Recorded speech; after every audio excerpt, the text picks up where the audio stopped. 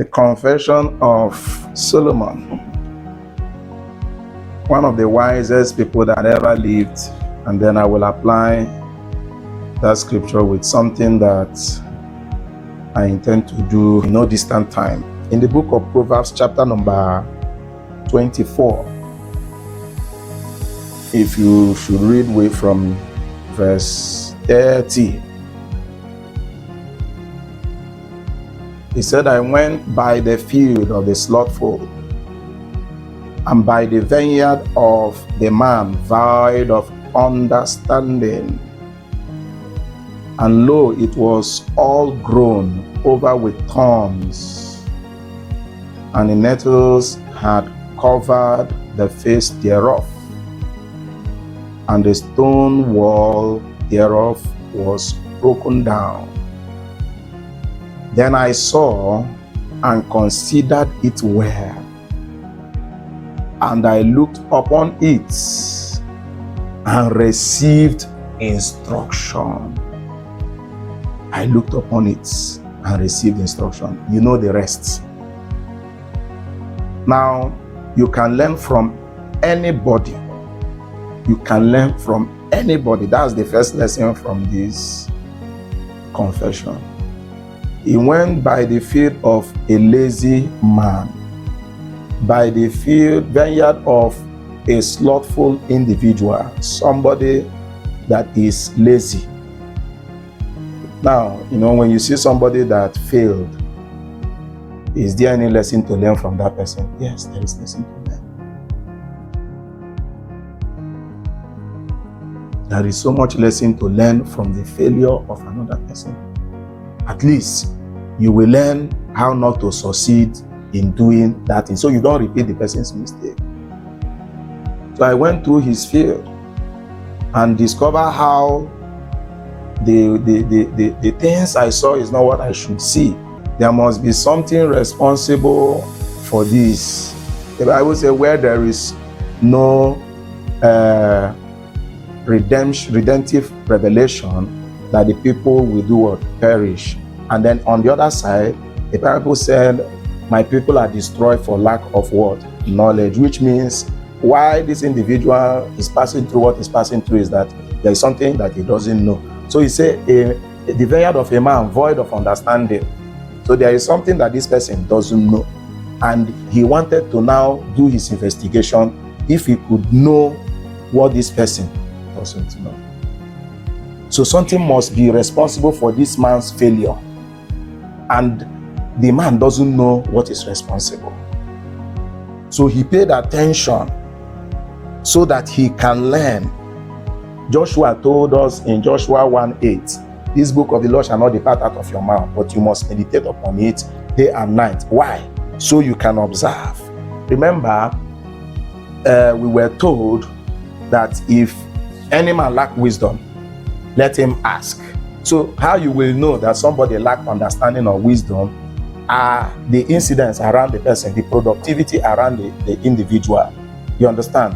If somebody is having problem in his finance, that person lacks wisdom in finance. If somebody is having problem with his marriage, that person lacks understanding in marriage.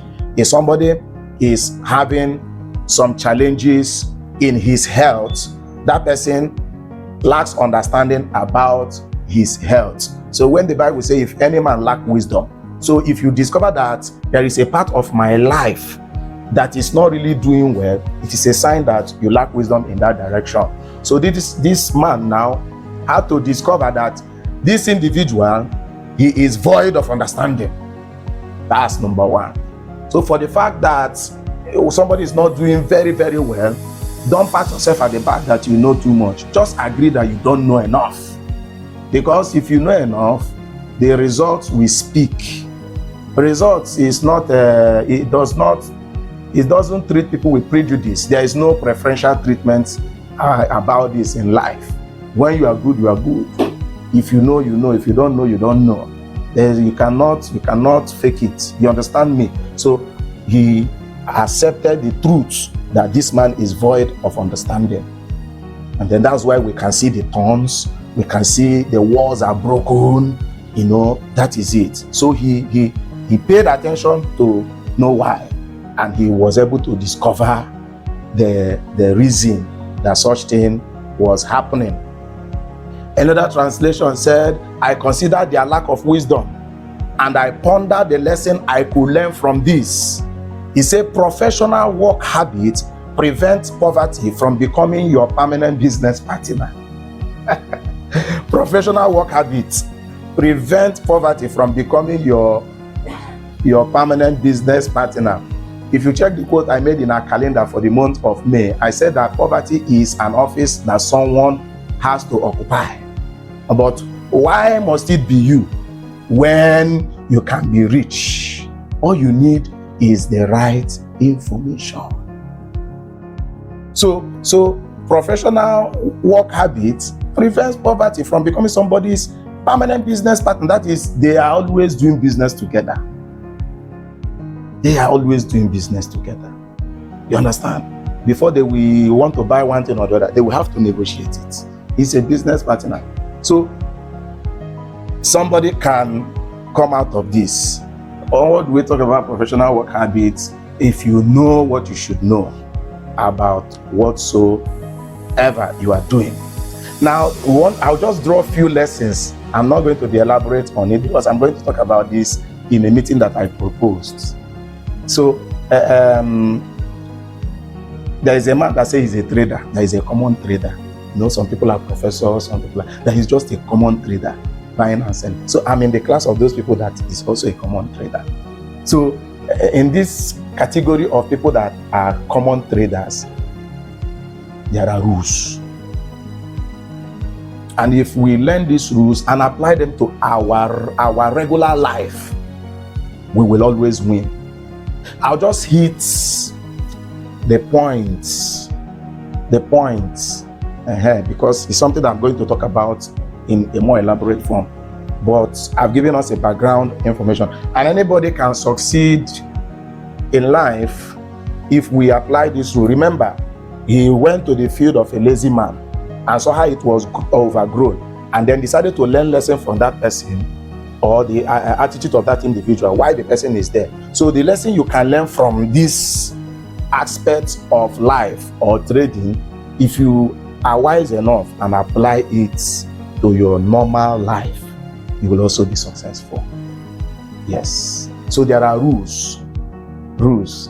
If anybody is doing buying and selling, let me say that we're buying and selling. You're into, you buy, you sell. You get something, improve on the quality, you sell. Or you buy something in large quantity, you segment it in smaller units, you sell. That person is doing trading.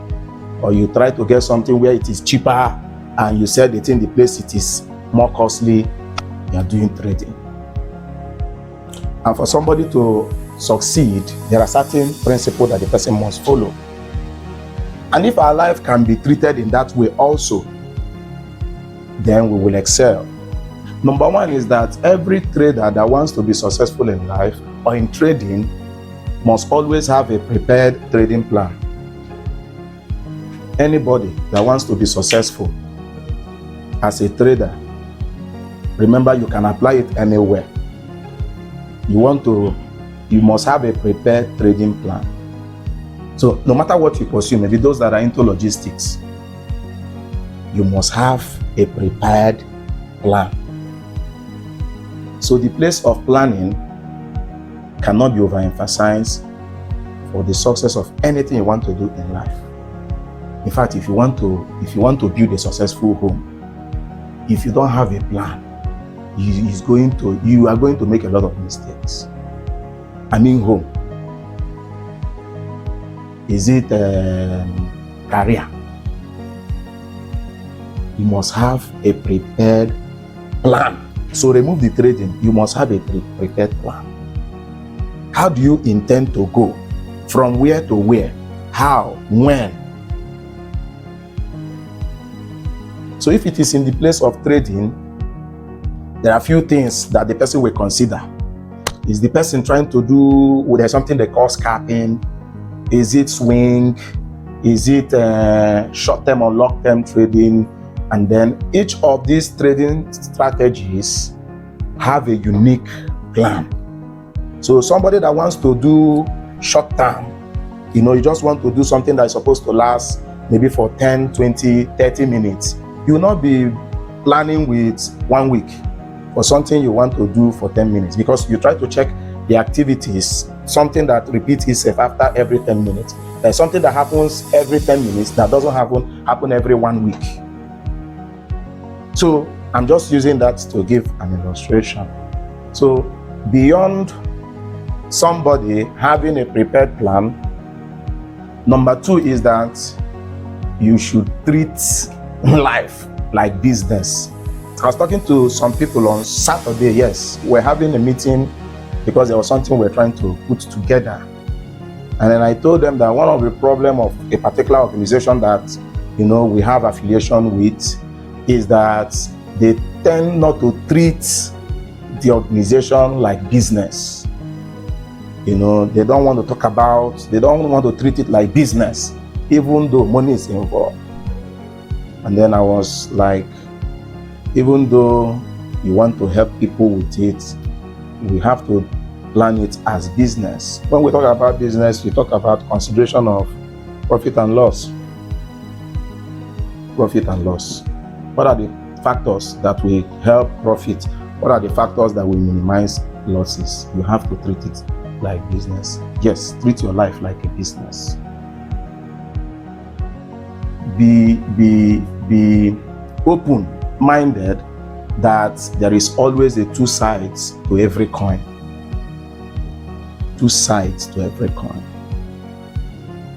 Some people will tell you that there's a particular business that if you enter, there is no chance of losing. It's a lie. There is no business like that. There is no business that doesn't have the other side. So you treat everything is profit and loss. If you don't wake up with that reality, the person will get his or her fingers burnt. Now, somebody live life as though there is no other side. That no matter the decision you take in life, you can't get your fingers burnt. It's a lie. There are certain things you will do that you may not recover from it. So life should be treated like business. When we say we are doing business, somebody will now become careful.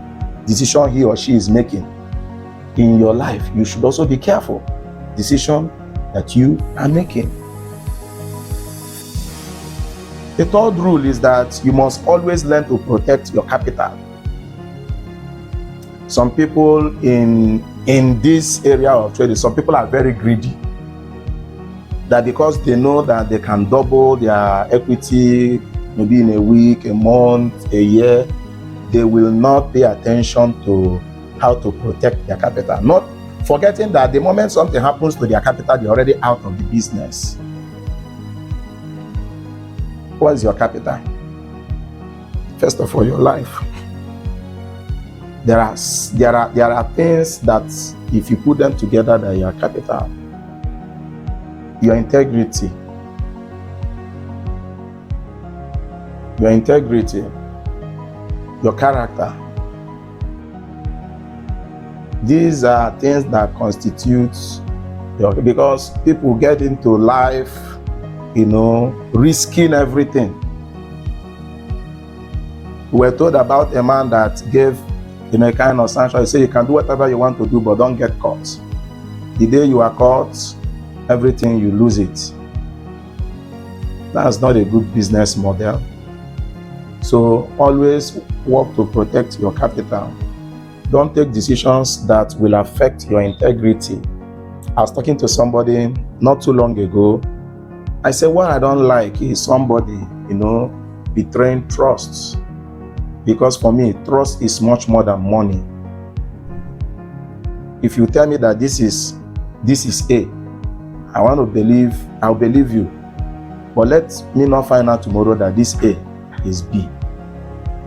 Because if you do, you've murdered trust. And it might be difficult for me to trust you again. And trust issue is very, very, very key in business. You have to protect your capital. integrity.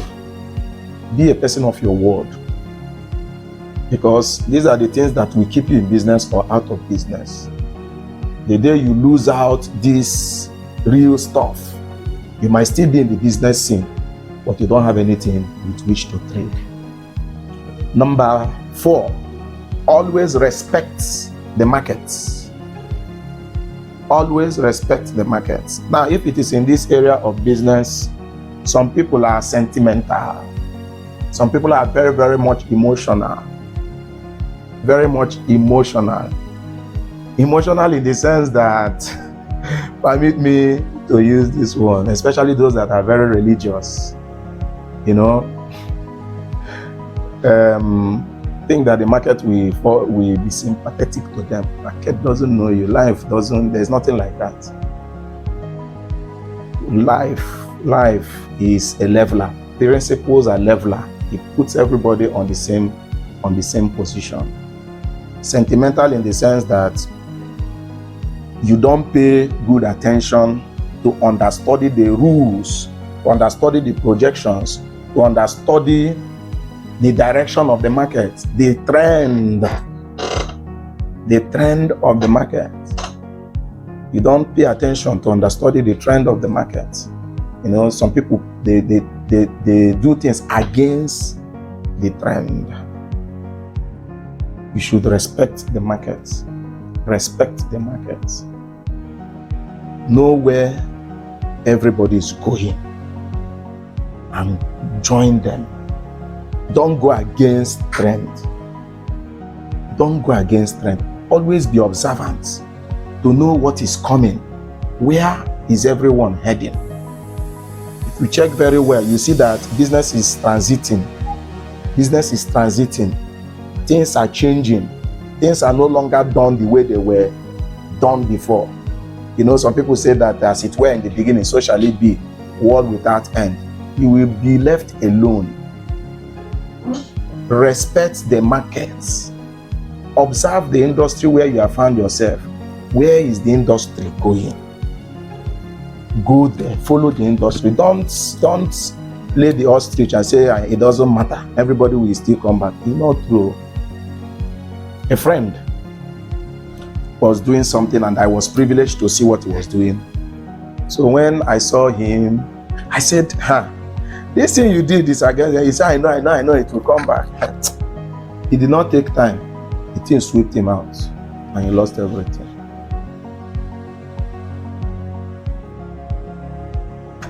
Only risk what you can afford. Only risk what you can afford. And also respect or know when to say no, when to stop, when to accept. We make mistake. Nobody is Jesus. Nobody is the Almighty God. Nobody is omniscient. So we are subject to making mistake. Accept the truth that I can make mistake. And when you make mistake, you discover that you've made mistake, don't insist for too long. Learn to admit and then make a U-turn. I'll give you an instance. Maybe somebody now, some people will understand what I mean. Somebody now opened the position, and let's say the position began to go against him. $1, $2, $10, $50, $100, $200, $500, and the person don't want to realize that you have made mistake. Before you know, 1,000, 2,000, 5,000. That person is not smart.